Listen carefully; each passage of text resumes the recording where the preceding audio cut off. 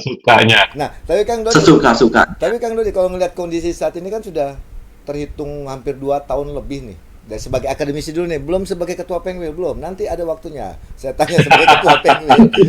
Melihat dualisme ini sudah hampir 2 tahun lebih dan kita bahkan ingat nggak 2021 kita diskusi dengan Bang Eki dengan Kang Dodi kan, sampai terjadinya kongres dan kongres luar biasa dan ngelihat kondisi ini bagaimana dari kacamata akademisi. Apa sih yang terjadi sebenarnya? Apa ya yang terjadi ya? Saya mau bertanya balik nih, bro MGD kan yang banyak komunikasi dengan teman-teman seluruh Indonesia. Salah. Masalahnya di mana sih? Ya, masalahnya kan di notarisnya bukan di jurnalisnya. Justru jurnalisnya kan dari outsider yang bisa melihat ya. Kalau kita di dalam kan susah mau melihatnya kemana ini gitu loh. makanya Ya kan? makanya saya minta sebagai Kalau akademisi ditanya itu saya sebagai apa yang di dalam organisasi saya nggak ada masalah, jalan aja, fine fine aja. Di Jawa Barat kemarin ngumpul PAD jalan, ya kan cuma di Garut makanya saya minta Kang Dodi melihatnya 300 orang datang nyanyi, ya kan? Ini pasti lebih seru kalau Kang Udin hadir ya. Karena di sini harusnya masuk ya tentang penegakan etika gitu kan. Kang Udin itu kan Dewan Kehormatan Pusat. Nah, beliau juga malang melintang udah kemana-mana juga tahu persis tuh sampai ke pelosok negeri ini gitu kan.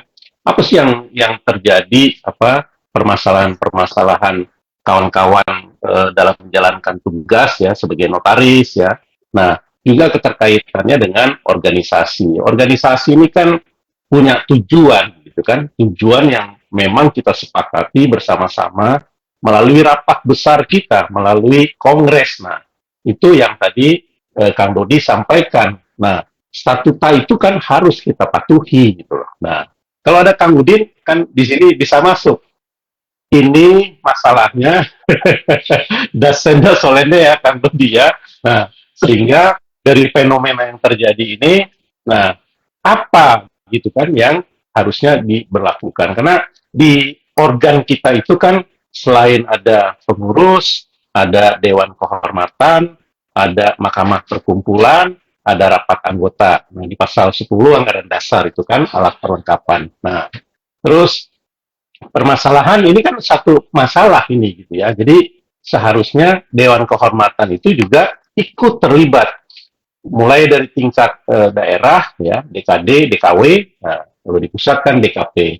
Katakanlah misalnya sekarang kalau pusat mau menyelesaikan masalahnya sendiri, selesaikan dulu. Kalau saya sih konsentrasinya Kang Dodi, kembalikan ini semua kepada kedaulatan itu ke anggota. Anggota itu adanya di daerah dan di wilayah. Nah, fokus dulu ke situ seperti yang Kang Dodi tadi sampaikan. Nah, yang tidak boleh menghambat rutinitas, terus tujuan organisasi ini apa gitu ya. Nah, terus di sisi lain, kalau ada riak, kalau ada gerakan, kalau ada perbuatan hukum yang bertentangan dengan aturan itu, mekanismenya kan ada lagi gitu kan. Nah, sehingga mekanisme itulah nanti yang akan memproses apakah bentuknya efek jera, tidak melakukan berulang kali gitu kan atau tidak ditiru oleh yang lain gitu kan karena regulasi itu kan harus kita tegakkan gitu dan harus dijalankan Iya, gitu. Bang Eki, tadi kalau nggak salah Kang Dodi kan menyinggung nih, saat ini banyak yang mengangkangi atau mengabaikan statuta organisasi yaitu anggaran dasar anggaran rumah tangga.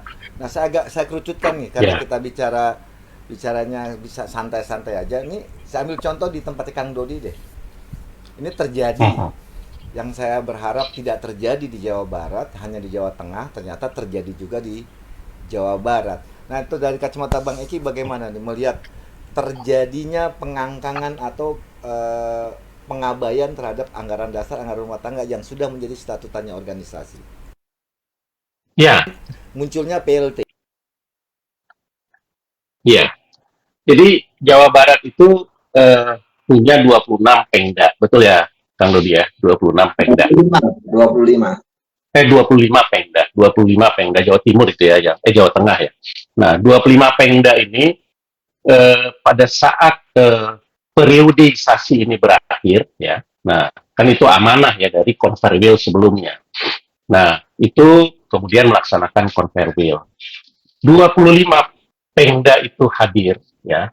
Nah, tentu dengan mekanisme pemanggilan, kemudian agenda, kemudian ada di situ laporan pertanggungjawaban dan seterusnya sampai dengan terpilihnya. Jadi, kok sahnya quorum, ya. Nah, terpenuhi apa tidak?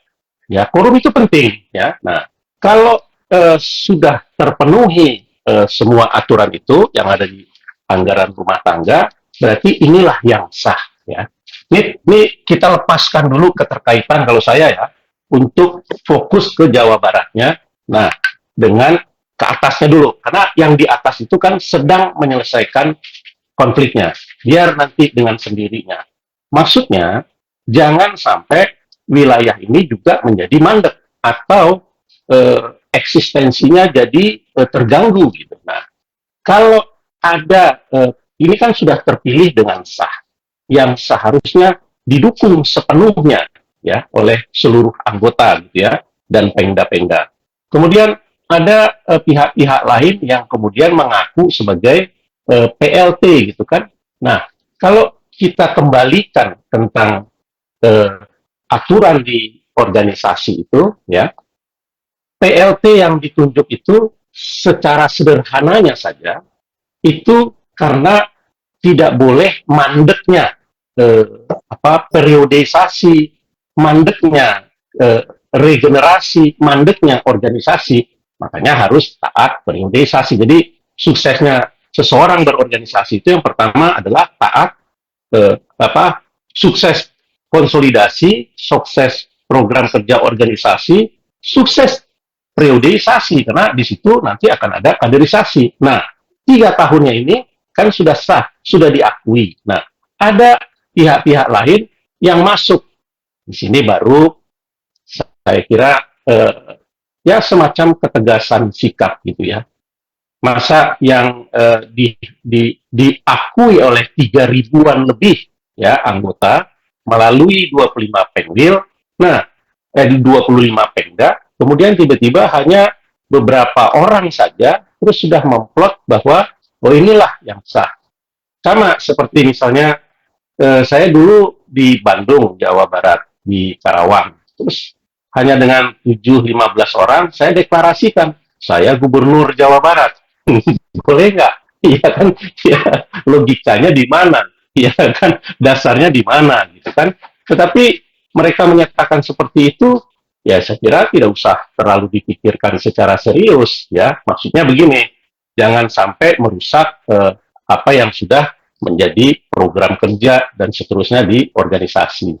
Dengan santai sampaikan, panggil, terus proses sidang dan penjatuhan sanksi itu kalau menurut saya perlu, ya. Apakah itu sambil berjalan, ya, sambil berjalan, nah, kemudian kembali bersatu itu kan bisa saja, gitu loh. Jadi supaya ada apa namanya keseimbangan di dalam menjalankan roda organisasi. Maksudnya harus ada kepastian bagi kawan-kawan yang lain supaya tidak diikuti oleh yang lain. Jadi kurang lebih seperti itu kalau dari sisi saya, Bro Mahfud ya. Sorry nih Kang Dodi ya. Kang Dodi nih. Nah, memang, sekarang boleh memang sebagai ketua Pengwil. Yes.